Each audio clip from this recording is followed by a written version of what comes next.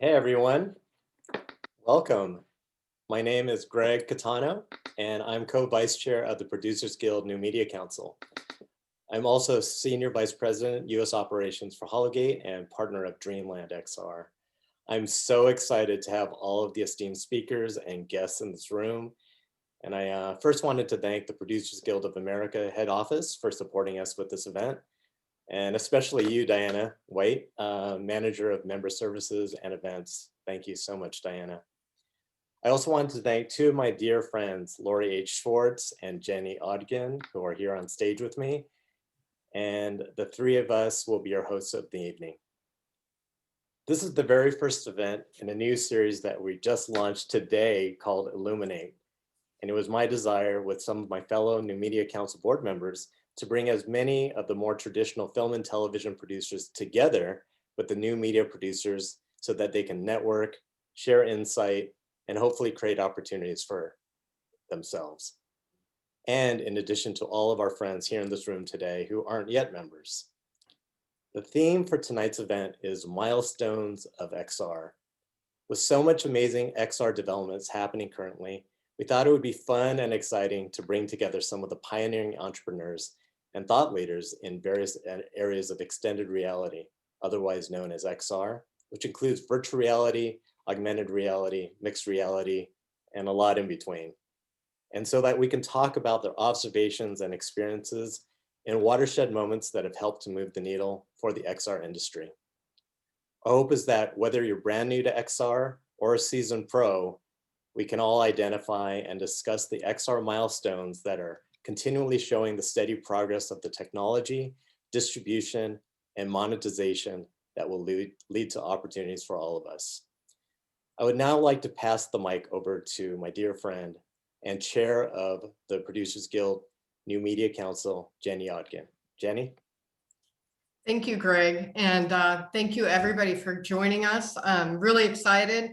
The Producers Guild New Media Council is really exploring new and emerging forms and formats of entertainment and the technologies that support these new formats. So a lot of people, I think, really think of the Producers Guild for film and television, but the New Media Council recognizes producers across all formats: immersive, interactive, special venue, digital, games, and more. So anything that's new and emerging, things that we haven't even thought of yet, that would all land under the New Media Council. So I would say I would encourage everybody that's producing in any of these innovative formats.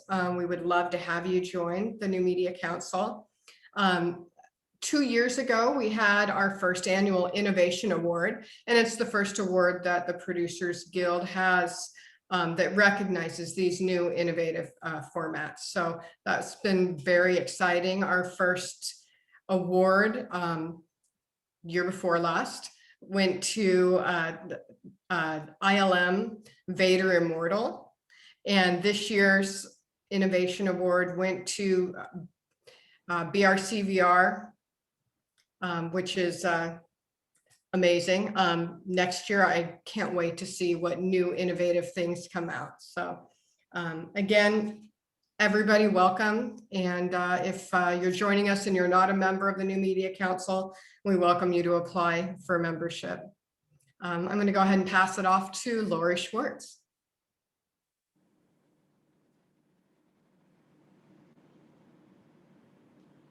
You're muted. So I have a crazy 11-year-old, so I have to always mute. But anyway, I was saying it is truly an honor to be here. I was on the New Media Council, it seems like 100 years ago, where we were all, beginning to look at these formats, but I don't think any of us envisioned all the amazing things that these panelists have been up to. And so let's dig right into this content. And this is an interactive session. As new media, of course, is interactive. So we'd love for you to ask questions. Just type in the chat and we will definitely get to as many of them as we can. But I want to start off with a lightning round of just really quick introductions from our esteemed panelists. And then we're going to get into what they're working on and what are these watershed moments that are really lighting up the world that we're all living in. And it's such amazing things happening right now. It's really an exciting time in our world. So let's start with you, Jackie. Give us a brief introduction of you and your world. Thank you, Lori. I just want to first step back a little bit before my time, back to the very beginnings of the technologies that would become what we now know as XR, because no needles would have moved without some of these earliest developments, from Ivan Sutherland's 1963 PhD thesis and his subsequent work at DARPA, creating one of the first HMDs, which was actually more AR than VR, to Tom Furness starting in the mid-60s, also working on fighter cockpit helmets, another early but very recognizable form of augmented reality. And even before that, Mort Heilig from an entertainment perspective. And this hints at how wide the applications for this technology would become, that different sectors were looking into what we might now call immersive technologies, or XR, without even knowing that others were also thinking along these lines. And now about me, I came along a little after that work. Whoops, leaning on my keyboard here, sorry. I was intrigued by virtual realities as both an artist and as a scientist in the late 1980s. My earliest involvement was at a research lab in Orlando, Florida, where I got to work with Army research scientists Whitmer and Singer, whose names you might recognize from the original presence questionnaire. And if you don't know what I'm talking about, do look it up, because the concept of presence is a key defining aspect of all XR technology. Back then, we did very basic studies, such as what is your visual acuity in a head-mounted display? Back in those days, as you might imagine, it was not very good. In fact, you were legally blind, though you could make out colors fairly well in those early HMDs. We also did studies to compare if VR could be an effective means of training someone on the layout of a building, as opposed to doing that with photos or a physical walkthrough of the building. And it was. But my passion work, was figuring out techniques to make VR more emotionally evocative. At that time, the VR environments people were building made you feel like you were in that space. It was a powerful feeling. But once you looked around the empty space, what else was there? There was very little meaning or aspects that made those spaces have meaning or be intriguing. And so with my colleague, Mike Goslin, we made a series of VR worlds that each evoked a different emotional response, and we called this work Virtopia. We showed it at the 93 and 94 Florida Film Festivals, and it worked. Using a blend of psychology and art, clever programming, we actually got people to respond emotionally to our worlds. Today, we take this approach for granted, but it was not a key part of early VR. Thank you, Jackie. And it's exciting to hear from you always, because you really did light up this world for so many of us. So again, it's a great honor to kick off with you. We're going to jump over to Sean. Sean, of course, is in charge of design and partnerships for Rec Room. And we're going to dig more into what Rec Room's up to. But Sean, give us a brief intro on yourself. Sure. So yeah, I'm Sean. I work at Rec Room. I've been there almost since we started about 4 or 5 years ago now. If you're not familiar with Rec Room, we are a virtual world, kind of a social gaming platform. You can think of us similar to like a Minecraft or a Roblox. So people come in, create an avatar, make friends, hang out and play games together, and then ultimately end up adding to like the Rec Room ecosystem by creating their own games, worlds, experiences. Some people do make very narrative-based kind of rooms and worlds. So yeah, that's what I work on, and happy to provide perspectives from the kind of like gaming and virtual world space. Thank you, Sean. And I'm assuming we can't see you because you're in Rec Room right now. Is that what's No, I can try to turn. It's okay. I'm in a hotel room in Austin, Oh, there so it's you not are. it's not the nicest background, but we just wanted to make sure you weren't virtual right now. That's all. All right, we're going to jump over to Amy, who's executive producer at Oculus for VR for Good initiative, and I'm hoping that all of you have your Quest standing by to jump in after this session. I certainly did my 20 minutes of supernatural this morning to get my exercise. So Amy, give us a brief intro on yourself. Hi, y'all. I'm Amy Sidemore. I'm, as Laura said, the executive producer for Oculus's VR for Good initiative. I'm on what we call the Media Studios team, which is pretty much everything Oculus creates that's not games, narrative, VR. And then what I'm doing is working on social impact experiences. For the next year and a half, we will be focusing pretty much exclusively on social and racial justice and mental health as our pillars. So we're really trying to have impact on those side of things. But what's interesting is I got my start in VR at being a lonely nerd at the Los Angeles Philharmonic. Really, you know, it was a place that is all about a very old art form that appeals to older white people. And we were trying to figure out how to get younger people interested and people in neighborhoods that don't normally experience classical music interested. And we came up with an idea with Eric's company, Secret Location, called Van Beethoven. And it was a VR experience with Gustavo Dudamel, where people were taken into our concert hall and got to experience Beethoven's Fifth Symphony. And we had a great time with that. Oculus really was excited to branch into worlds that weren't games. And that's how I got to know Eric. I pretty much immediately quit my job after that because I wanted to work in VR. And for a brief month or two, I was Eric's intern learning VR production before I ended up at Oculus. That's fantastic. And that's why, ladies and gentlemen, you have to be nice to everybody. You never know what's going to happen. I actually think Congress should send out Oculus Quests along with the stimulus checks, because I think everyone would be much happier if they all had one. All right, let's jump over to Mr. Eric Shamlin, a good friend of mine, and tell us all about yourself. Thanks, Lori. Thanks, Greg. Thanks, Jenny, for inviting us. It was really fun to be here. Yeah, where do I start? Eric Shamlin. I'm currently head of entertainment at a company called Media Monks. We're a global digital production company, 40 offices, 4,000 people worldwide. And we kind of inhabit a fun place kind of at the intersection of traditional and digital media. And so as head of entertainment, I get to walk from one conversation that's about a very traditional sort of game show or reality show idea into concepts around AR, VR entertainment, games, experiential pop-ups. So it's a fun time to be in XR or in sort of emerging formats. And so really fun. But I've been in the XR or VR space. I can't claim the prior epics, but of the current sort of wave, you know, starting with sort of the Kickstarter that sort of started the current arms race. I've been a big active follower and practitioner, maker in the space. And you got to work alongside Amy a number of years ago at the LA Phil. That was a really fun piece that got a lot of attention.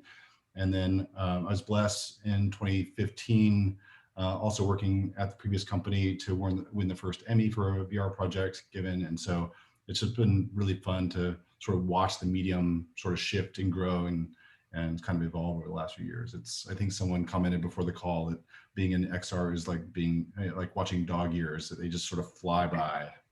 And so anybody that's been in this space more than a couple of years, I feel like is pretty much a veteran at this point. And if I can just jump in and mention that Amy and Eric, I went to that experience, the LFL experience. I still have my take-home picture where you composite the people in a tuxedo with the symphony behind you, and that was pretty incredible. It's funny, that was one of the pieces that kind of got the best PR buzz that I'm aware of, at least of projects I've been associated with. And I've got hard copies of The Economist that talk about it, which is pretty funny. Yeah, I remember sharing it on my social media channels, and so are all my friends. So thank you. That was incredible. Thank you, Eric. And now we're going to jump over to Swan. And one of the interesting things, and Swan's going to fill us in on her role in this ecosystem, but you know that a technology or a type of content has really reached a certain height when you start to see influencers step in and take a role. And Swan's going to fill us in on how she's created her role in this ecosystem. Hi all, so I'm Swan, also known as Swan VR. Most of you guys know me because of my association with Beat Saber. So if you guys have ever played Beat Saber or saw the the first ever viral video of Beat Saber. That's me in the video. So I was playing the song Escape. It went up to over 100 million views. It's up on YouTube as like, if you want to escape with me, Beat Saber featuring Swan VR. So that put me in the limelight of virtual reality gaming. So that year I ended up speaking at Game Developer Conference and all these different tech conferences for the next 2 years, worked for a game publisher doing basically mental health in a way. So it was a kind of like a self-care kind of game publisher doing mental, like basically meditation VR and dance VR. So they released Sound Self and also Audio Trip. So both of those are based off of like basically games for good, games for mental health and physical health.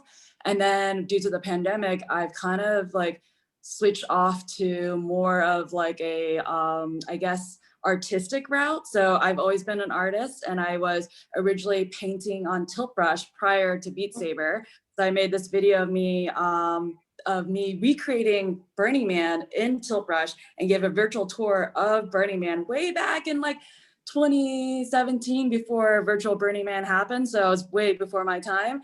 And that video got up to 20,000 views in 2 days. So that's what got me hired at Live, which is basically the mixed reality company that basically sandwiches a player inside virtual games. And it led to the viral video. So for those that are interested in VR, it's always starts somewhere and you don't know where it takes you, because I had gotten into VR in 2017 and then went viral in 2018. So as Eric said, things move really fast here. So right now I'm really interested in the intersection of like basically NFTs, crypto, and VR, which is essentially the metaverses. So been basically talking to some CEOs of metaverses such as Big Country, which is off the Polkadot Parachain network, and then Crypto Voxels, which has like a NFT gallery showcase with Known Origin, which is one of the curated platforms for NFTs. And NFTs have been really much in the media spotlight in this huge hype cycle that's happened with a lot of celebrities getting on board and everybody minting NFTs and just trying to get their head around what is an NFT for the most part. So it's definitely going to change the gaming industry, especially since Engine, which is one of the tokens, ENJ, that basically partnered with Microsoft on Minecraft, like custom NFTs for Minecraft. So it's a whole entire new world that's emerging, and there's a lot of new intersections that's going to happen with all these silo techs. Like VR used to be so separate, cryptocurrency was so separate, and then now it's like all merging under this NFT platform. So excited about that. Very cool. That's great, Swan, and thank you for that. And we're going to come back to you to talk more about what we see coming down the pike after we sort of dig into our watershed moments. And I want to wrap on just the intros with Leif, with HOLOGATE. And of course, HOLOGATE has not stopped the madness even during the pandemic. So Leif, fill us in on your role and a little background on HOLOGATE. Sure. Yeah, thanks for the invitation, first of all. So I'm Leif Petersen. I'm CEO and founder of HOLOGATE. We're an immersive media company that works in entertainment and enterprise. We're probably best known for our VR systems, and we're currently in over 400 locations in 36 countries. And we just passed about 8 million players, so that we had in VR. There's different games and things that you can experience. So it's from short experiences that are like about 5 minutes long to now longer experiences that are more like traditional escape rooms, up to 45 minutes. We have 2 products currently, the HOLOGATE Arena and the HOLOGATE Blitz. The HOLOGATE Arena is a multiplayer VR systems where basically 4 players can enjoy VR together. They see each other, you have avatars, and you can talk to each other and communicate and experience different games and experiences. And then the HOLOGATE Blitz is a super advanced motion simulator that we built that kind of defeats motion sickness. And that's our 2 products, and we have some more exciting stuff coming out later this year. And so that's pretty much wraps up, I think, what we do. And yes, that's us. Great. Thank you so much. Now, I want to just ask the panelists and just kind of, raise your hand just so we can kind of be orderly in the virtual environment. But for all of you have been in this space for a while, and the theme of this session is really that watershed moment. So I'd love to hear from all of you. when it just clicked, you know, not only for you personally, but where you really saw the industry pick it up and run with what you're doing, right? So you, as an entrepreneur, you're like, okay, this is happening. This is really happening. Anyone, maybe we start with you, Amy, just because of, the role that Oculus is playing in all of this. But for you, what was that real watershed moment?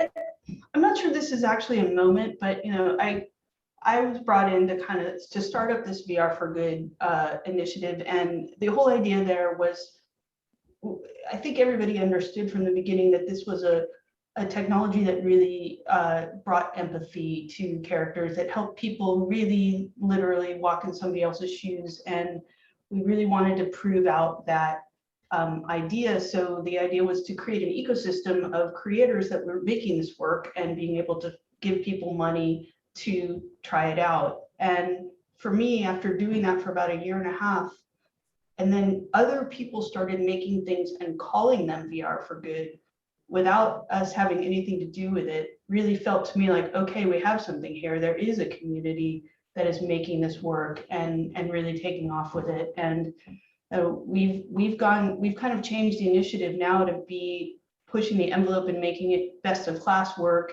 and making stuff that can stand up against the Darth Vader experiences and things like that happen to have social impact sides to them, versus being super scrappy and giving people their start with it. But I think that was a part of it. The LA Phil experience was really big for me, because it showed me that not only is this really strong technology to build empathy and build community, but just the fact that something was made in VR made it interesting to people who might not normally care. And I think you can really change a lot of minds when folks are interested in new tech. Thank you for that. That's a great point. Eric, did you want to add to that? Yeah, for me, I feel like there's been sort of two moments really that come to mind. And one, I think, was actually the Quest, not to plug Oculus necessarily, but this, at least since the Kickstarter in the last 8 years or so, I think we've been waiting for a device that consumers, the at-home user, could really pick up and go. And I think the early devices, the Rift and the Vive, were just a little too early. They were too prototypey, and I don't think this is news to anybody, but I honestly give kind of the Quest and maybe the Quest 2 is kind of like sort of watershed moments in terms of adoption. And I think that brings me to the second moment, and I think it was this year it sort of proved out. Facebook's always cagey with the numbers, but apparently device sales this year, outnumbered all previous years combined. Like, it was like this year was supposedly a watershed year in terms of like consumer purchase of headsets, and you now have a self-contained device that's very user-friendly. I think it could get even more so, but I think this year was actually a pretty big watershed year in terms of like consumer adoption and ubiquity. So. Yeah, Jackie, did you want to add to it? Well, I'll go back to, the pre-watershed moment from that. And yes, I agree with you that, now that it's out there, it's out. But that Kickstarter, when Palmer did his Kickstarter, and, many of us have been working in the VR world for 20 years or more. And we all knew that the stuff was out there, but it just couldn't escape the research labs. It couldn't escape that sort of economic thing where somebody was building a head-mounted display that cost $50,000. And in fact, in the lab Palmer was interning at, there was a head-mounted display, 90-degree field of view being made that was going to cost $60,000. And that watershed moment when people on Kickstarter went, I'll spend a few $100s for a head-mounted display. To me, that was the thing that said, aha, we've jumped the shark. We are out of the research lab. There are people out there that want this, that will spend a reasonable amount of money for it, and boom, we're on our way. So for me, it was like, wow, it's coming. That's great. Sean, I wanted to ask you just again on this watershed moment. Social VR was definitely something that everyone was curious about, but more than anything else, I think when you first jumped in, it was like, what do I do? And I'm weird looking, and how does this work? And we have certainly moved a long way from that. When for you did you really see the vision of Rec Room and social VR really take off? Because it's certainly become so important this year when we want to be next to each other. It's taken a really big role for the pandemic. So when did it all come together for you? I mean, I had worked on social VR projects before even joining Rec Room. So for me, it happened like as soon as I got my hands on a like DK1 kit.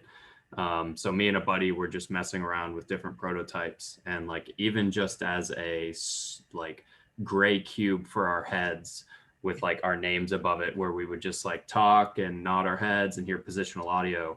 So like it was like the first year you could get a kit, we were like, oh man, like social VR is going to be the thing, hanging out with other people is going to be the thing.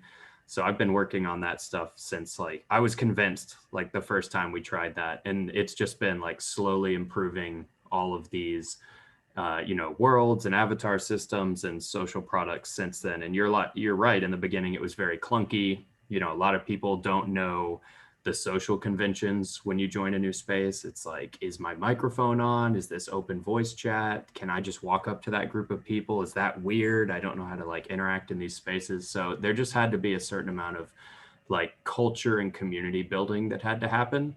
And I think we're getting to the point now, especially with younger people, where it's just not even like a question anymore. They're like, oh, I put on the headset, I see my friends, I have an avatar, they have an avatar, we can hear each other. It's just becoming more and more normalized. So just, I think every year, you know, people get more used to virtual worlds, especially young people. Like we see it in Rec Room all the time. Like someone, you know, 20, 30, 40 plus might need a little bit of an introduction. But if you put a headset on someone who's younger, like middle school, high school, they've been playing Minecraft like their whole life, or Roblox, and they just know immediately what to do. And they're like, I love this, it's great. So yeah, I was convinced from the beginning, and it's nice to see more and more people slowly like adopt to like the multiplayer spaces, I would say.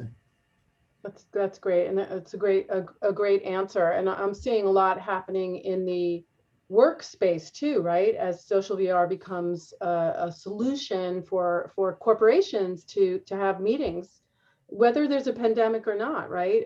That's going to be the future too, and we should all look out for that.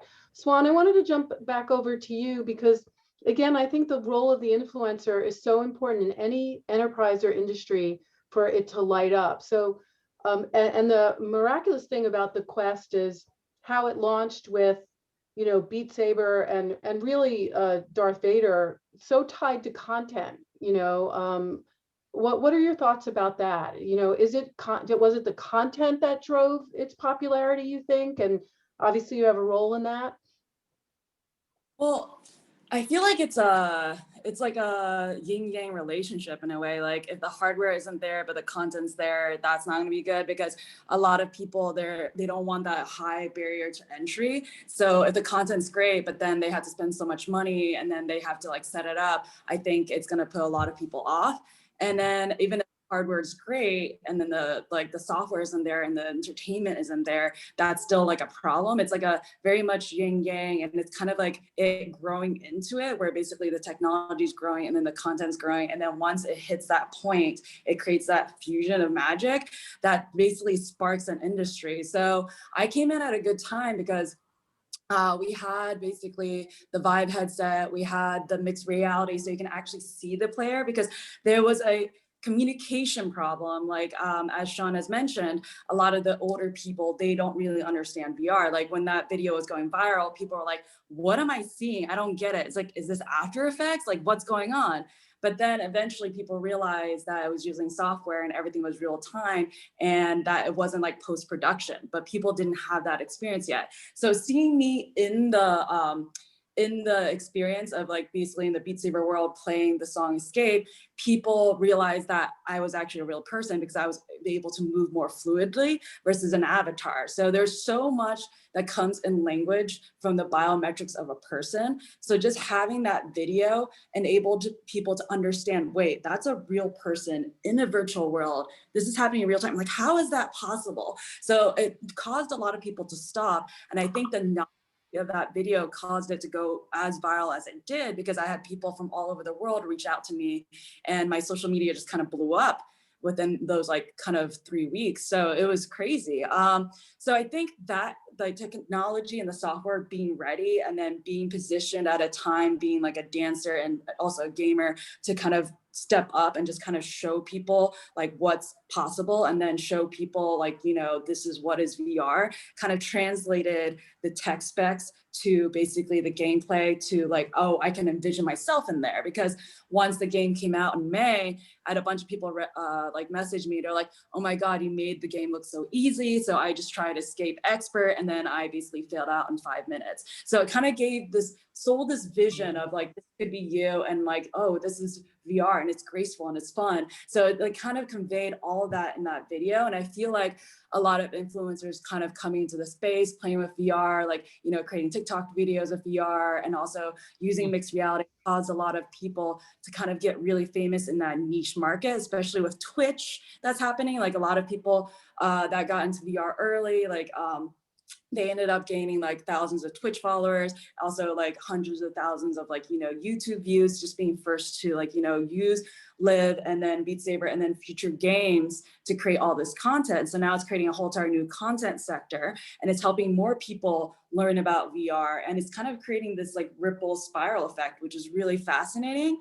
And given the pandemic right now, I've actually had a lot more people reach out to me about how to utilize VR for basically connecting with other people since we're so isolated in our different realities right now, depending on how strict the lockdowns are, because everybody, depending on where they're at, is having a different experience this year. So I feel like a lot of people stepping up, especially influencer moving into the VR space, and especially a lot of interest in the different metaverses right now that's emerging. Like I've had so many people ask me, how do I utilize VR for events? How do I utilize VR for this?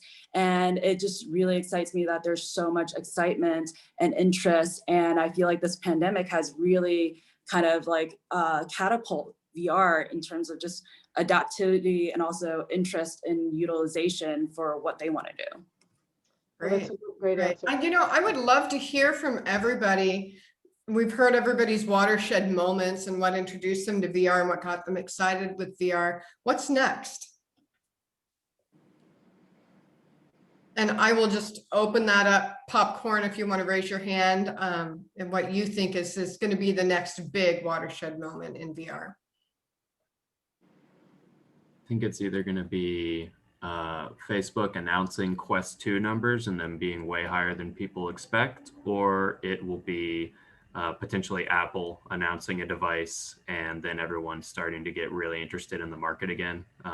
There's a lot of people that are still kind of XR skeptics. And then when a huge player steps in, they're like, oh, wow, like it's legit.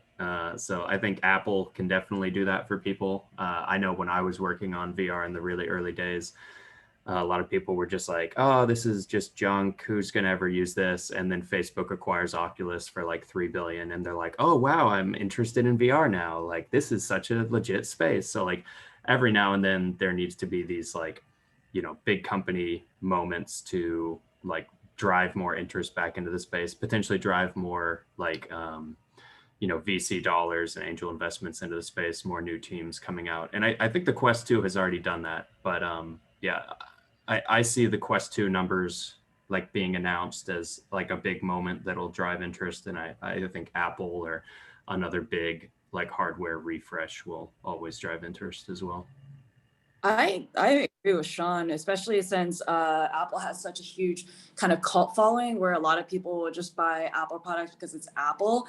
And it also hits a new demographic in a way, because if you think about it, we're kind of in this VR space, so we're kind of in this bubble.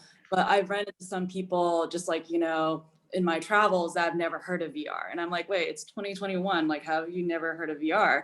And it made me realize we're kind of still in this bubble. So it's kind of reaching a new demographic, and also their press releases are next level. So it would basically onboard a lot of people to the idea of AR and basically the possibilities with it, especially utilizing their phone and basically using an interface that they already kind of understand. I think my biggest one would be when the younger generation is actually in the workforce and basically making money. Because if you think about our generation, like my generation, I grew up with Nintendo 64, and Nintendo 64, all the adults were like, oh, that's for little kids. They're just playing like, Mario World and jumping around and collecting mushrooms and everything. Like that's for little kids. But then the little kids grew up, and then we ended up all buying PlayStation and Xboxes. And now the gaming industry is like a multi-billion-dollar industry. And that's because we grew up with the Nintendo 64, but then it grew up to be something more. So the younger generation, they're growing up with Minecraft, Roblox, and then they're getting into Rec Room. And eventually, once they are adults, they will understand these concepts a lot faster. So when they're already buying digital assets, such as like spending $10 on a skin on Fortnite or something like that, or buying like a unique item for a game, once they come to the metaverse and then play around with like, Decentraland or anything else, or get into cryptocurrency, they already understand the concept of digital currency, digital tokens, and they already understand the idea of gifting digital assets right now. So NFTs, for example, you can literally buy an NFT of something and then send it to a friend. So I feel like that's going to be the huge movement moving forward when the younger generation goes in and starts adapting the new technology of cryptocurrency, the metaverse, and virtual reality. And I also find it interesting because I was on Roblox, and one of the games that you can play was building a shopping mall. And then I realized it was essentially decentralized finance, DeFi, which is one of the cryptocurrency things where you can stake your crypto and earn more crypto interest or do yield farming. So they had a little ATM where you build out your shopping mall, and if you built it out more and had more time go by, you earn more and more money. So then I realized this is essentially teaching younger kids yield farming on a bonding curve. So that's basically a little principle of cryptocurrency right then and there. So once the younger kids grow up and they're adults, it's going to be huge because they already get the concepts, they get everything about it, they get the culture, and that's when it's going to blow up. I think there's a lot of truth in what Sean says. I think there's a generational aspect to what we're all doing, in that as much as we are all active in the space and makers and creators, we are not actually the target audience. The target audience is coming of age, frankly, and I think Hollywood's actually known this for a number of years. There's like a 7-year sort of gap a lot of times between creators and consumers in terms of appealing to a new generation. And so I think we're now getting at that place where the medium is aged up enough.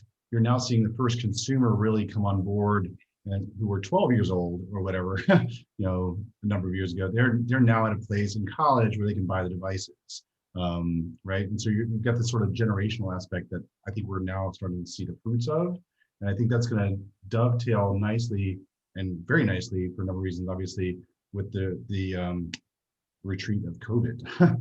I think we're going to see kind of a watershed, and this will probably impact life, I think, more than anybody else on the call, in terms of like experiential and physical events, and seeing people kind of return to form and return to like social interactions, and having AR and VR be a part of that. So I think experiential LBE is going to have kind of a watershed moment, hopefully later this year, might be early 2022, but I think that retreat of COVID is timing out well with kind of a generational aspect. It's also sort of playing out. I want to say something about that generational aspect because I think it's so on point. I was actually shocked at a talk I gave to my students last week, and they were like, yes, we grew up on Club Penguin and we grew up on these other things, and they're the ones that are starting to build stuff in VR and in XR. And it is that virtuous cycle of the consumer becoming the creator that we have to look forward to.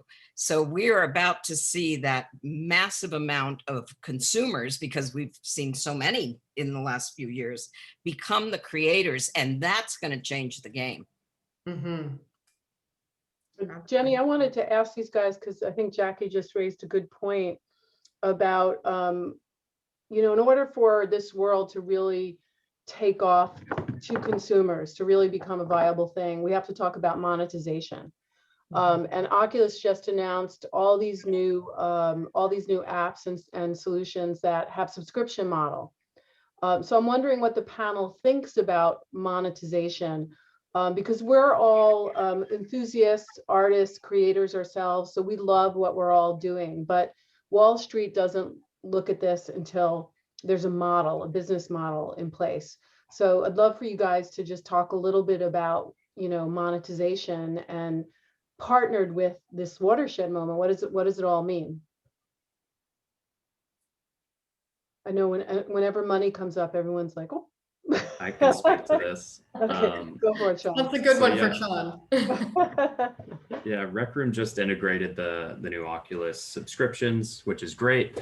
We have a feature in the game called Rec Room Plus, which is, in Rec Room, you can buy a virtual currency called Rec tokens, and then you use that to buy avatar items and, purchase experiences or like premium in-app purchases that players have built into their rooms. So Rec Room Plus subscription gives you just like a currency drop monthly at a discounted rate, and then gives you access to like special things in the store and other little perks in like the Rec Room universe. But so that's like one way Rec Room makes revenue is through those subscriptions across all the different platforms. So we're on like, mobile phones, the consoles, Steam, Oculus. So all of those can do those subscriptions. And then in terms of like monetization mixed with creators, so people in Rec Room, they've made about, I think we're at about 6 or 7 million rooms right now that like players have made. And then they, like I said, they can put these in-app purchases or these like purchasable gates or events in their room. So it's like, hey, if this is like a nightclub room or you've got a live DJ set going on, you can charge 500 tokens to go up to the VIP balcony, or you can charge 500 tokens to grab a bottle of champagne and it fires off an event and all the people in the, the crowd go crazy. And then all of those tokens then go into the player's account, the creators of the room. And then once they reach a certain threshold, they can cash those back out into US dollars. So we've got players that are making upwards of $10,000 a month currently, and that rate will start going up. And we capture, a percent of each transaction. So Rec Room makes money as the virtual economy grows. So I think this is the way you're going to see a lot of the social worlds evolve, is they're going to try to make a robust player economy and then charge for, transactions and services within that player economy. The traditional model of just charging per game, I think can be a little harder to hit the numbers that like Wall Street and AAA game studios get excited about, just because the number of headsets out there isn't super high yet. But I think as the number of headsets out there grows and, people are looking to purchase a $40, $50, $60 experience, you'll hit it there. But even just with the number of headsets out there right now, if you can get like a recurring revenue subscription or in-app purchases going, I think that's a really exciting space. Leif, I hope I'm saying that right. Am I saying that right, Leif? Sure, yeah. Leif, I'd love you to jump in on this too, because obviously HOLOGATE, is a game that people wait online for and are excited to play. And there's an understanding that there is a cost associated with that. And you've managed to stay relevant even during a pandemic. So maybe you can talk a little bit about what, monetization in that realm. Yeah, sure. So, first of all, we're out-of-home entertainment. So our systems are mostly positioned in professional entertainment centers around the world. So this is anything from family entertainment centers to cinemas or laser tag or anything like bowling lanes and so forth. So that's our usual clients. And so the platform currently has 16 different games. And so essentially it's first-party games that we produce. So we're a game developer and publisher, so we also publish games from third-party developers onto our platform, and then essentially our clients they have a content subscription, or there's pay-per-game models also, so they can choose how they want to pay for the content essentially. And then it's similar to maybe the most comparable thing would be a cinema chain. Of course, it's small. Currently it's about 400 or more than 400 systems. And yeah, as I said earlier, already in 36 countries. which is still a fairly small number if you would compare that to anything in the cinema space. But I mean, for us, of course, now during the pandemic and the closure of all, pretty much every entertainment venue in the world for at least a certain period of time, our player numbers, of course, last year in March, April, they dropped basically to 0. But I mean, what's interesting is already now we're back to pre-COVID numbers. So we just basically hit the same numbers that we had in January 2020. And that is, of course, because there's a lot of the states, like in the United States, there's states that are already fully opened, or there's countries that, have very low cases like Australia, New Zealand, in Israel. And so, of course, here I'm based in Germany, our headquarters in Germany. Here, everything's still closed. But what we see is a huge bounce back, essentially, and people coming back and wanting to experience something with their family and friends, because at the end it's about multiplayer and doing something together and experiencing something together. And so we see that a lot of the larger venues, especially, they now have 150 to 170% of their revenues that they had in 2019. So there is a huge bounce back at current stage, and so there will be, after the pandemic ceases, everybody currently is like in this industry is pretty much convinced that there will be a huge opportunity, of course, in that space again.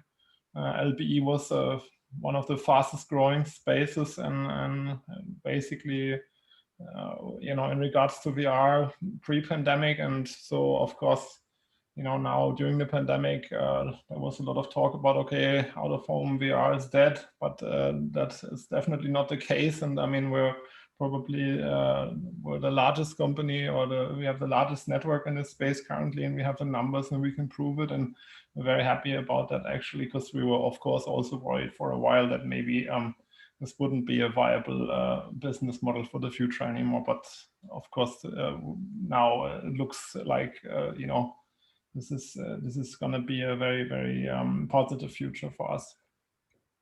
Great.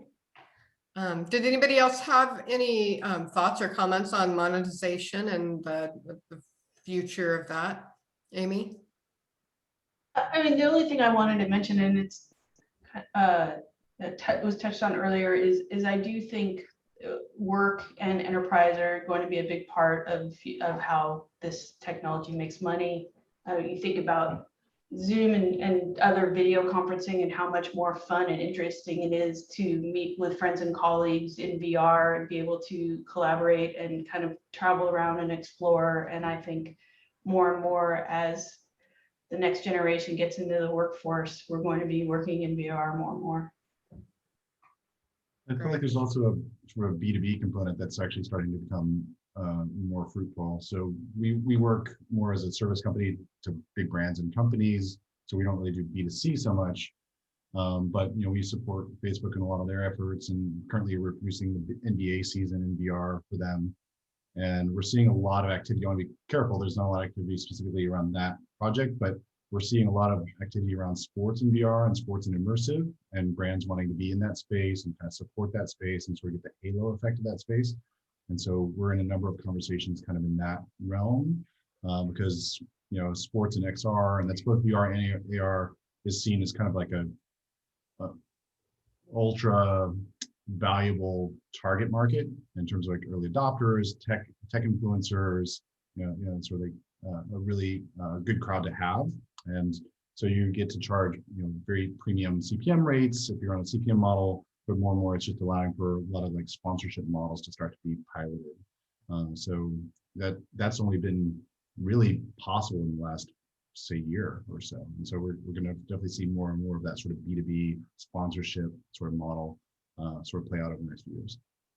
Great. And how do you feel traditional formats, television, film, live performance, are going to be integrating XR in the future? I think there's been a number of test cases. I was part of a project for the Sci-Fi Channel a few years ago where we produced a basically a short form series, television series, and then it had kind of a parallel world or parallel experience that was done in Oculus. And so there's definitely been some interest by Hollywood to kind of figure out those sort of hybrid models or hybrid franchises. I think The Expanse even played around with it, which is another big sci-fi show.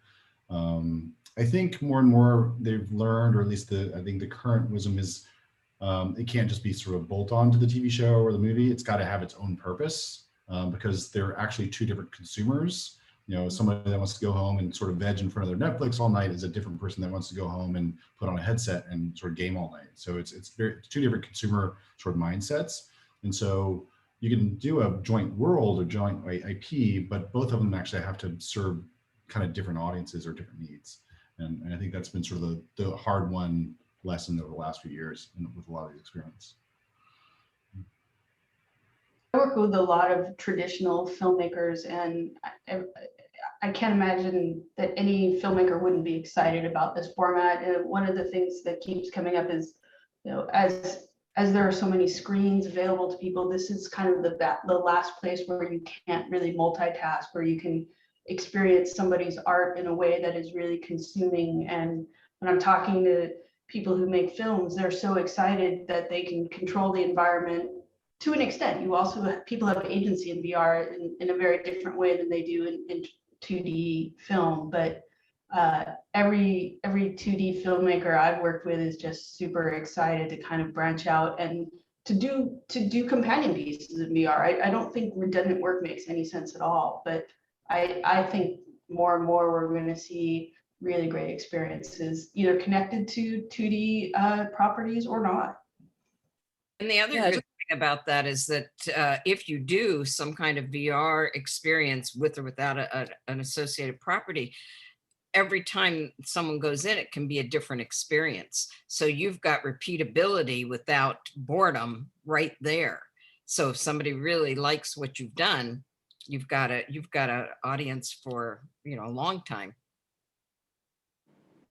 Yeah, I just want to speak also, like, there's a huge interest now in virtual productions. Like previously with film or just kind of any events or any kind of content, you had to like shoot it on site. But now, like, Mandalorian has shown that you can shoot with a smaller crew and you can make up all these virtual worlds using the game engine software that we use. Like, basically, a lot of times people are creating these worlds in Unreal, which is basically what was used to create Fortnite and a lot of the VR experiences, like Andrew Jones's Microdose VR experience, which is my first experience, which was my personal Watershed moment where I was like, whoa, this is VR. It was all created in Unreal. So it's enabling people to basically dream bigger than just this world. Like, instead of being limited by the trees in our environment and like the waves and the nature and the mountains of this world, we can dream up bigger worlds. We can dream up other concepts. We can create floating universes and floating vortexes and all that stuff, and then make it into the scene and then have actors and actresses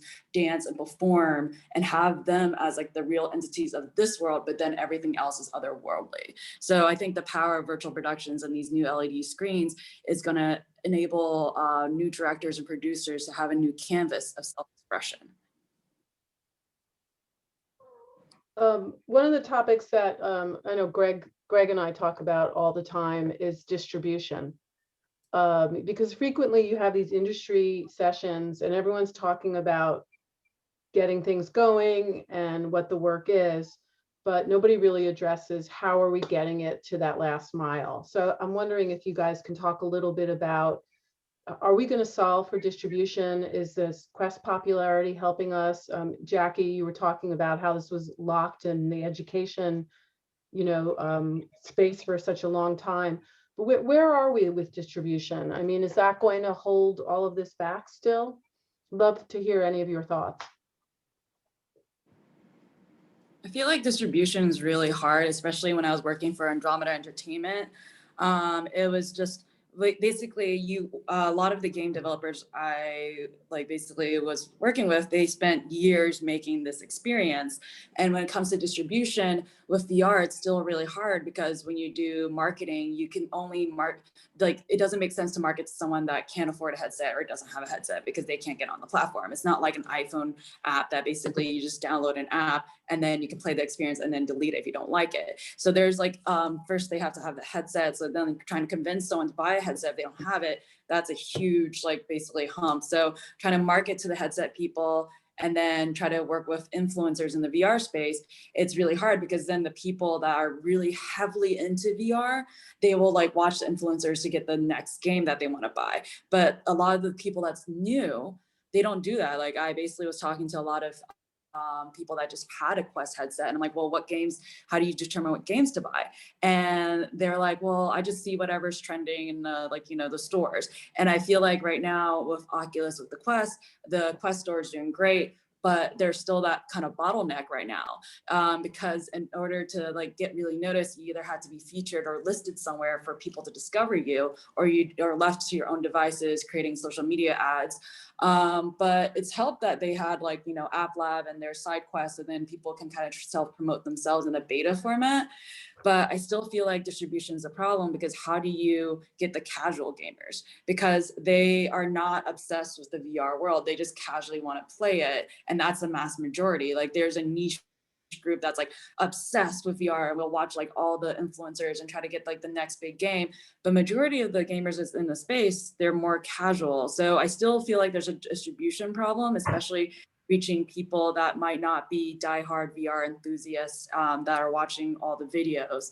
So if we can solve that somehow, however that may appear, I feel like that would help a lot of the creators, because I know a lot of the indie developers, it's hard for them to get noticed. And it's kind of disheartening for a lot of them to spend 2 or more years and sleepless nights making their game only to not get noticed or not have that many players. So if we can solve for that, I think that would create a healthier ecosystem of more creators getting onboarded. Yeah, we're just at this weird inflection point where, you know, we've got so many things that vie for our attention, and there's not one place to go for these consumers. And I think, you know, things like the Look Club, which is the online thing that Jess Cantor and Eve Weston and others are doing to promote certain VRs and say what's good and what to look for. It educates people as to what is out there. But not, you know, not enough people are watching that yet. So it's probably like whenever Siskel and Ebert started, they didn't have a big audience, but hopefully that will grow. Because the other thing I think is really good is awards, because if you can get these into the awards system, then people that are watching awards for traditional media are going to see that there's this good stuff out there. So that's a publicity thing. And I think the publicity, we are just at the bottom of a curve for that, but that's going to get better and better. So that will help distribution eventually. I think VR, That's a great point. Sorry, go ahead, Eric. yeah, I think VR right now, I think to Sean's point, sort of suffers from like a walled garden issue, in that you must be an Oculus user, or HP has their version, right, in order to use an HMD based experience, or but I think AR is playing with other formats, and Facebook's actually leading the pack with Snap, with Spark AR and Snap lenses. I think that's actually doing a huge service to all of us, in that it's training a whole generation how to use AR without using the term AR. It's not using any of the jargon. It's just putting the tools in front of people. They get to play with it, experiment. And granted, it's kind of lo-fi, low poly experiences, but it's doing a massive groundswell in terms of like education and just knowledge base. And so I think, social AR, I think, is actually doing sort of God's work right now in terms of the space and just like educating people. I think VR, to go more ubiquitous or distribution, I think you got to look at, sort of WebXR or WebVR sort of technologies, which all of the major tech companies, even Oculus, are now experimenting with, so that you can just publish it to the web, send a URL, and bring that up in your headset. I think that's going to help a lot of the sort of distribution challenges. Yeah, and just to bring in the audience a little bit, Phil Ellieveld mentioned has mobile sort of solve for distribution, which is your point, Eric, that there are other ways to look at this stuff. I wanted to toss it over to Jenni too for the next question, but just the last comment. Another organization that I'm involved in, we're always looking at what to award things. So I'd love for you guys, and we can come back to this, to think about where should this be awarded. Obviously, we have the PGA Innovation Award, but where does it fit? Is it film? Is it TV? Is it something else? Will there be a new ACE Awards of VR that takes prominence. So just stew on that for a little bit, and I'll toss it over to my pal Jenni. So I guess one of the great things to discuss is how can we all work together? How can we work with traditional producers in media and really move the needle in these XR formats? And conversely, for people that are joining us that are maybe new to XR, how would you recommend they get involved? If you're a maker, I always suggest learn one of the game engines. It's Unity or Unreal. Instead of picking up a camera, learn Unity or Unreal at this point. I think learning a camera also helps from a storytelling standpoint, but I think these technologies, just real time in general, are gonna like overhaul multiple aspects of our industry. And so getting familiar with them, either as hands-on or being able to work with those that are hands-on, just getting familiar with that pipeline is gonna be, I think, survival skills for the next decade or so. Yeah. Somebody mentioned Nvidia too in the questions. They wanted to understand Nvidia's role and with GPUs at the edge of the cloud. I don't know if you want to address that too, but we had a question there on that. Yeah, I can't speak to Nvidia specifically, but it's pixel streaming is kind of the more technology sort of larger, and I think everybody's trying to figure that out. I think Google Stadia was playing with it, and I think there's the Microsoft version, basically cloud streaming of games. So you publish the game into the cloud and you stream it to your device. The technology is more or less there, but the infrastructure isn't really there to support it. And then it's also super cost prohibitive. It's a very expensive technology right now to pixel stream. But I think give that another 5 to 10 years and that'll be ubiquitous, particularly with the advent of like 5G, because then you'll have the infrastructure actually to like pipe those pixels to the end user. Sorry, Jackie, I interrupted you. Well, that's fine. No, this is all such great information, but I had a couple crazy thoughts from Jenni's question. One is, we need to get producers up to speed and, other people that are not in this technological bubble that we're talking about. And some of us might want to be mentors to them or co-mentors, or where we learn producing and they learn about the technology. And I think there should be producer days in HOLOGATE. You should be able to take a whole bunch of producers in and get them really excited about the technology, because that's a really sexy platform and it really tells you what VR is about. So I think getting people who wouldn't go on their own, have a night where you take everybody there. It's about education, because until we get that virtuous cycle of the consumers now being the creators later, we got to educate people. Awesome. And Jackie, just so you know, the PGA last year before COVID did deep dives with all of the location-based VR experiences to do just that, to invite producers in and get those creative juices flowing and introduce them. And you should follow the impact of that. So what happens afterwards, because it's the success stories that will encourage more people to get into that. We do things and we hardly ever document or measure the impact that those things have. So I'd highly recommend that. Yeah, on that point, I just want to say, like, if anybody that's interested in VR, I think there's a difference between knowledge and wisdom. So you can read all the books you want about what it's like to be in a relationship, but once you get in your first relationship, you get a lot of wisdom about what it's like to be in a relationship. So instead of just reading about like VR and all that stuff, why didn't you just get an Oculus Quest headset? Because it's like $300. Play around the space, figure out what really resonates with you. Is it gaming? Is it storytelling? But eventually it's going to merge, because there's this one experience that I tried. It's called 1111. It was created by NBC and also Sci-Fi. Basically a merged gaming and storytelling, where basically it's like 11 minutes and 11 seconds, and you basically were able to view it from each storyline. So you follow a character and you can switch characters throughout the storyline, or you do free flow and you just go through the different worlds, or you do goddess mode and you can see all the worlds changing, and you could actually rewind time and then go forward in time. So it was like storytelling, but yet you had an active part to it. So I think the future of storytelling is where gaming and TV is going to merge. And you kind of saw that with Bandersnatch, with what happened with Black Mirror. Basically, it was choose your own adventure using like current technology, because everybody's watching Netflix on either their TV that has a switch or on their like laptop or on their iPad. So they're able to select which adventure they want to go on. So I think that's going to be the future of storytelling, where we have more of an active stay instead of such a passive experience of just like watching something with like no real context and you can't really change it. So Bandersnatch caused a lot of people to rewatch it numerous times just to create all the different like sub-dimensional subplots. So I find that to be interesting. And for people that want to get more into the space, is like basically just kind of get your headset, get your head around what is VR, get a head around the metaverse, and then just play around and figure out what resonates with you. You know, I love that you brought those examples up, because both Bandersnatch and 1111 were finalists for the first annual Innovation Award. So.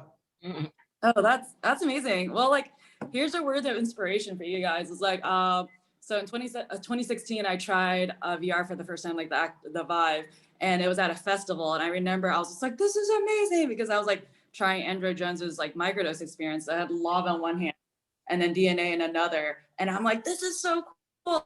And then I was just like, oh my God, I want VR to be my destiny. So 2017, I went to the, yeah, it was pretty cute. I was like, a festival introduced me to VR. So like, I was like, where do I even start? Because back in like 2017, there wasn't that much content out there. So I ended up meeting someone at a VR event, and I like really resonated with what they're doing. They were doing like the UX of VR. So I was just like, hey, can I just apprentice under you? Because I figured like General Assembly, like courses for coding was like $5,000 a month. And I just like finished a tech project. So I was like, well, I don't really need money right now. I need knowledge and experience. So I just basically apprenticed underneath them for like 3 months, gained the experience, and then started working. And then it just, the year later, I went viral with Beat Saber, and then became like a thought leader in the VR gaming space, worked for a game producer. And then now for me, like I find NFTs, the intersection of NFTs, crypto, and VR to be like my next sector that I want to dive deeply into. So I've minted a couple of NFTs using Tilt Brush and Gravity Sketch. So that's been something that I've been really exploring. Very fun, very cool. Greg, you kind of had a similar experience. I know you've told me about the first time you put on a VR headset and you were sold. Right. It was the last day of, I believe it was CES or NAB, and it was something like a 3-hour line to get to the front, and time was running out. It was the last day of the conference, and I was able to squeeze in at the last minute. It was the DK2, just blew my mind, as it did with a lot of you, and got on the phone with all these sort of my my creative posse. I said, we got to talk, because something that I just tried just changed my life, and I got to talk to you guys about it. So met with them, and then I sort of locked myself in my office for weeks, just sort of wrapping my head around what did I experience. You do that all the time. I know, it's true, it's true. But now I had a purpose this time, so that was, and then I realized, weeks into just racking my brain, was that, wait a minute, they don't know when this is going to be released. And I'm thinking to myself, even when it does get released, it's going to be really expensive, because they were saying that you would need a, full-on gaming computer, and the headset, we're not sure, but it could be really expensive, could be up to $1,000. So all these rumors are flying around. And I decided, going back to what Lori, you were mentioning about distribution, I decided to go with Google Cardboard. And what I don't know if a lot of you realize is that I was with Unofficial Cardboard, one of the first Google Cardboard vendors. And a lot of people were saying, hey man, cardboard guy, you're doing a disservice to the industry. It's not virtual reality. I said, listen, I've been in entertainment all my life.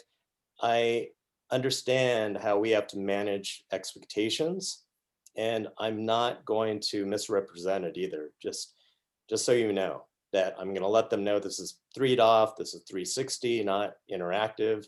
And I only used,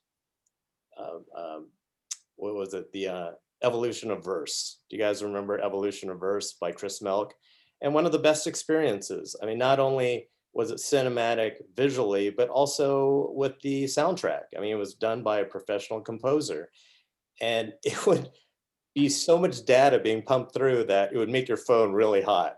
And I had to clear out everything that I had on my phone at the time, just use it as a demo system. And that was the one experience that I said would appropriately represent 360 at the time. And I said, you know what? And this is the term that I've been using. It was just magical enough until it could bridge the gap, until the Oculus had come out, or it was HOLOGATE that showed up to one of my virtual reality festivals in Las Vegas. So I was waiting for the moment of how are we going to get this connection point to the public? But in the meantime, it was the first, cardboard was really the first time that we were being immersed in this 360 sphere of video or a still. And that in itself was again, just magical enough for me to say to people, listen, we've been accustomed for almost 100 years of flat 2D entertainment. And the fact that we actually look around and it's using our accelerometer on our phone to track our head or track our motion, I was like, this is what I'm going to be betting on for right now. So Awesome. So anybody else thoughts on working with people working in traditional media spaces? I have a couple of things. And first, we need producers. We really do actually need a lot of producers in VR. Not everybody knows this technology. So if you're interested, I think you'd have a career in VR if you're interested. So get educated if you can. You don't need to be a technical creator to be a VR producer. You just need to start understanding production in this world versus another world. There are a bunch of groups. There's one called Women in AR VR, which isn't just women. It just was founded by women, which is a really great resource on Facebook to connect with the community and to learn, find people who have skills that you need. I can post a link to it in a sec, but there is actually a really great active community, and it's still small enough so that we mostly know each other, at least know of each other throughout the world. So it's a great time to get in VR. And I think Eric mentioned this, work in this field for 6 months and you're a veteran, you know everything you need to know because it's changing so rapidly.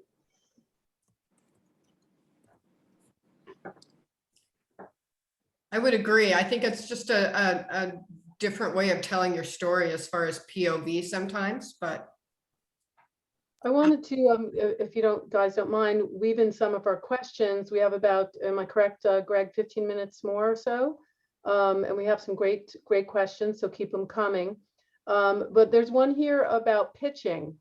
How do indie filmmakers, artists, creators pitch XR ideas or prototypes to companies to find funding or grants for emerging creators? And thank you, Jill, for that question. But any thoughts on that? Any thoughts on how do you get to a pitch point? I think you're going to want a prototype experience. Ideally, if you can get to something very simple, like in the game dev world, you would call it like a gray box demo. Like you've got very simple art, but you can kind of like move through the scene and see the vision. You can make very simple demos and stuff like Unity or Unreal Engine. Or if you want to go even more simple, you could go into something like Rec Room. We have very easy to use creation tools in the game. We've had people sketch out, stuff for like real life theater stuff. They do virtual theater. So you can use Rec Room and some of these virtual world creation tools, like even stuff like Tilt Brush, to kind of just like sketch out the basics of an experience.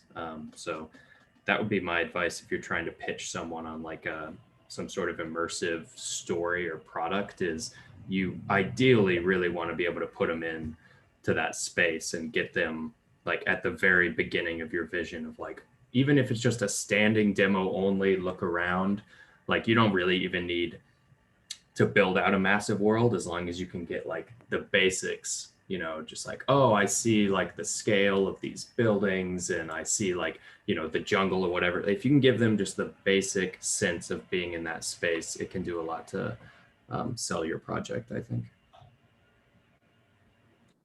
Any more thoughts on pitching or prototyping? Pretty much every film festival has a component of a pitch group that you apply and you become accepted into a mentorship program. Depends where in the world you are, where I would recommend you start, but I think that's a great place to go. Have people kind of brainstorm about your idea before you're pitching to industry leaders and things like that. Get your idea kind of honed and technically ready. I think always having a demo, like Sean said, really brings something to life. Seeing a PowerPoint gets a little old time after time, and you really don't have any idea about what somebody's vision is from that. So I think learning Unity or Unreal and kind of getting into the nuts and bolts of it makes a lot of sense. There's a question here that says, from Robert Schwartz, are any of you involved in the development and or use of XR film stages for filming a location virtually? And Jenni, I think you might want to, and Eric might want to answer these. Go for it, Jenni. I'm sorry, what was the question? It was, are any of you involved in the development and use of XR film stages for Yes. filming a location virtually? Well, I'll jump in. We're currently, one of my companies, 4D Fun, is currently building a volumetric stage. So we're deep diving into that right now with volumetric capture and integrating that into XR experiences in VR. So absolutely, I think it's the future. It's really kind of next level to be able to bring volumetric performance into VR spaces. Yeah, and then similarly, again, we're more in the sort of brand space and sort of B2B space, but the brands are chasing this technology. I'd actually say more aggressively than Hollywood at this point, in that they want to save the dollars on their production. So we've spun up, I think, 3 stages around the world to do virtual production for all kinds of like product placements. And an example would be like Oreo. Oreo makes 40 kinds of Oreos globally, and using real technologies and virtual technologies, instead of literally shooting 40 different Oreo spots, you shoot one and then use real time to like version it out. And so you're seeing sort of the brand space go after this technology, I think, much more aggressively than Hollywood at this point.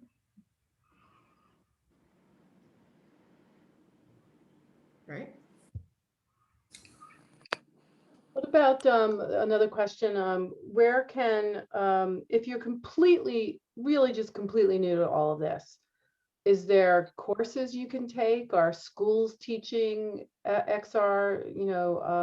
Where can people really get an education in all of this? If you say you wake up one day and you're like, this is what I want to do with my life.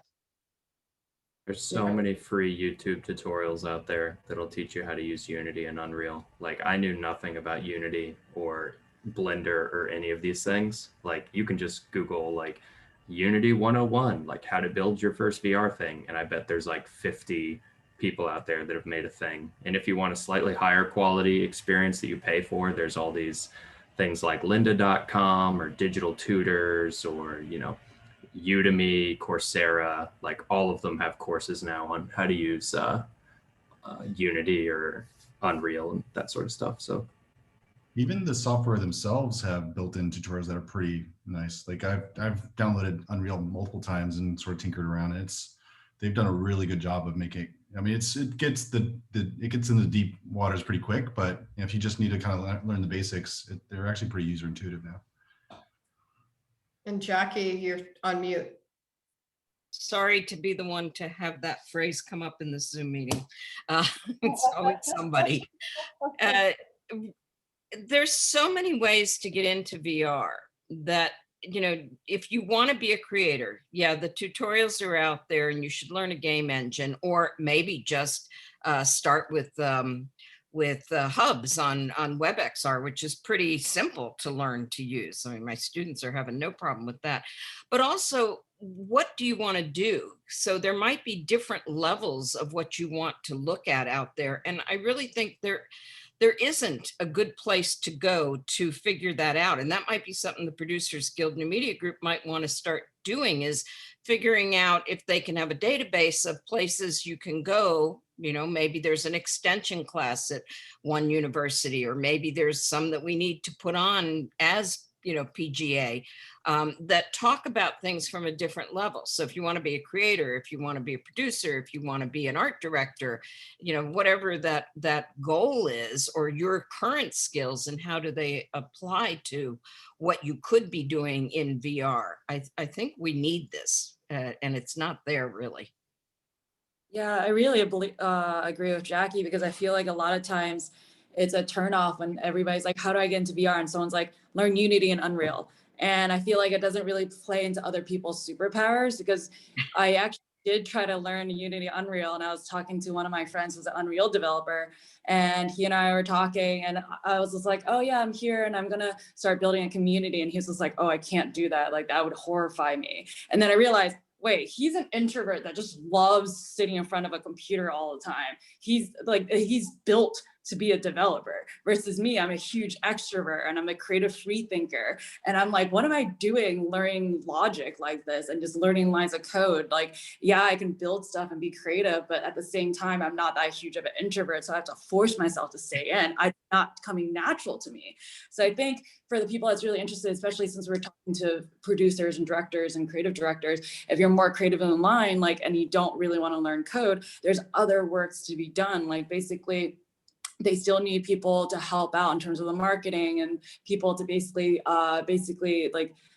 help out in terms of like promotion, and also working with game developers with the vision, because a lot of the game developers, they know how to create really great skeletons of games, but very few of them have heart and soul. So you need the creatives to come in with the tech and kind of merge it into like a whole entire being that basically will appeal to a lot of people, where it has like, you know, the creativity, the heart and soul, and also the functions and the mechanics behind it. You can't just have the mechanics without the great visuals and the heart and soul. You can't have the great visuals without the mechanics. So it needs to be that, like, again, that like marriage of creativity and tech. So I think a lot of people that's interested in this space realize, like, essentially, who are you? Like, are you more of an introvert? Do you want to develop and just like code and just stay in your room the whole entire time? Or are you more of an extrovert, in which case you can be a producer, director, and help guide people and help doing storyboards and help the visuals and the mood board. So essentially just take your skills, your superpowers, and then kind of merge it with VR tech.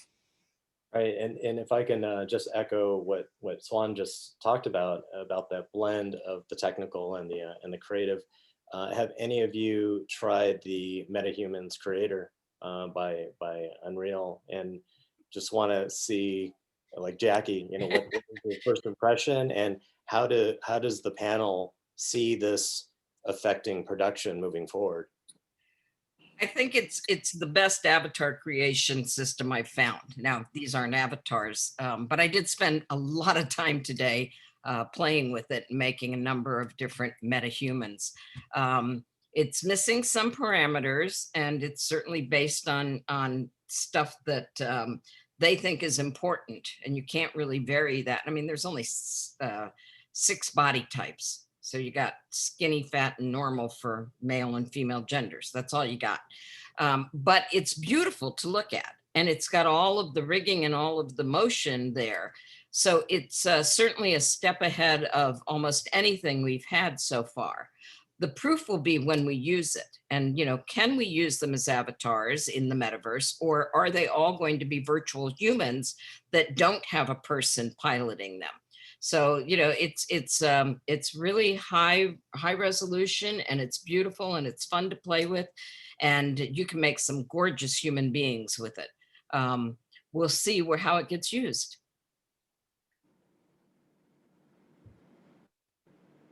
Anybody I else? can't believe I'm the only one to play with it so far. Maybe provide a link in the chat too, so people can go to it.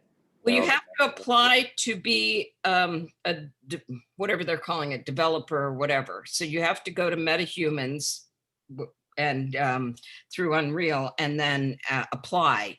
And it takes about a day to get that. Thank you. So I don't know that they're denying anybody who wants to play with it. So I would highly recommend it because it is a lot of fun. Actually, speaking of that, hey, Sean, question regarding just avatars in general. You know, all these social platforms have their different types of avatars. And do you see some way that everything is going to find a universal format, or a way that these different avatars can be imported into different platforms? Do you see that happening anytime soon? Yeah, I mean, it's already kind of happening with stuff like Oculus avatars. Like, hey, if you don't want to make your own avatar system, you can just integrate Oculus avatars and we're going to handle all of that for you. The issue there is a lot of experiences are like, well, maybe I don't like that aesthetic, or maybe I want like a fully rigged avatar. Like, some people don't want to be reliant on a third party for avatars because they're like, hey, if Oculus avatars or this other system gets discontinued, now our game with millions of players is like stuck until we spin up a dev. Like, so there's big positives and big negatives to like offloading your identity or avatar system to somebody else. I think it's more appealing the smaller you are. Like if you're a smaller team that's doing a prototype and you can offload avatars to Oculus or somebody else, like that's probably a really good value for you early on.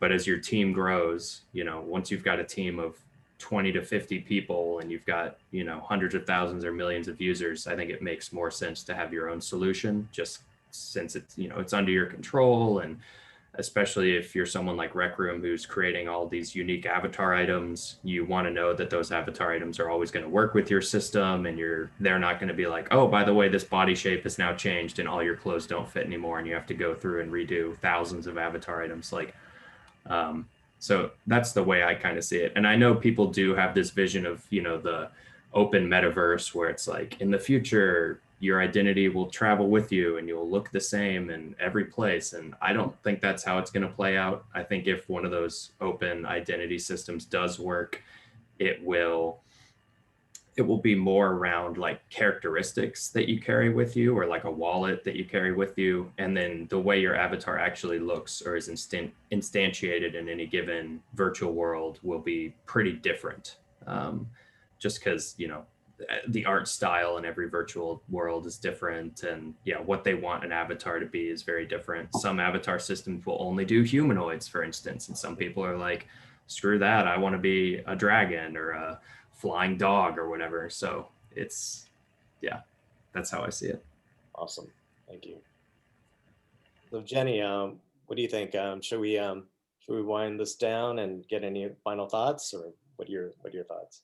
Yeah, I mean, I think we could probably go all night. We've got so many interesting viewpoints, but we probably shouldn't. I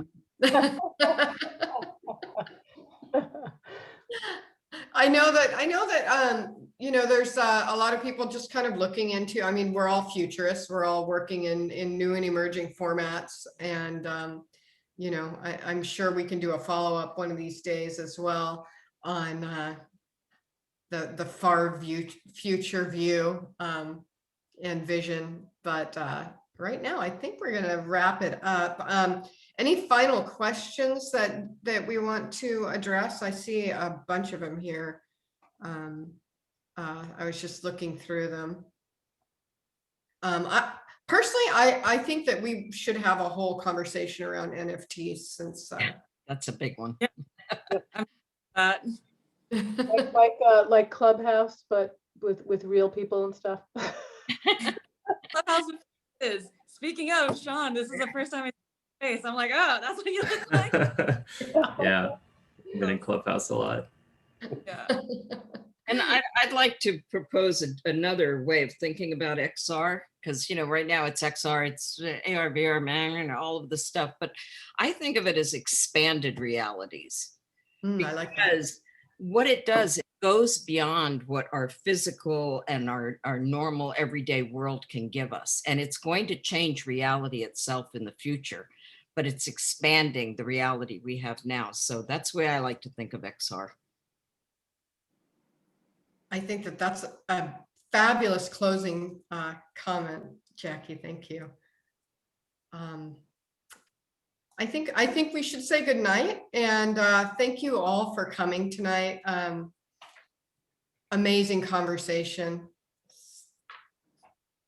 Yeah, and I Thanks, just wanna- everybody. That was yeah, great. say that, you know, again, this is the first in the series, so thank you for all participating in this inaugural event. This is basically a dream team of panelists, and I know all of you from kind of different connections. So thank you for all participating and coming together so quickly, and for sharing your insight with all of these producers, both on the new media side and the traditional side. So thank you so much, everyone. Good night, everybody. Thanks for Good night, having us. everyone. Thank you for attending too. Thanks. Thank you, everyone. Thank you.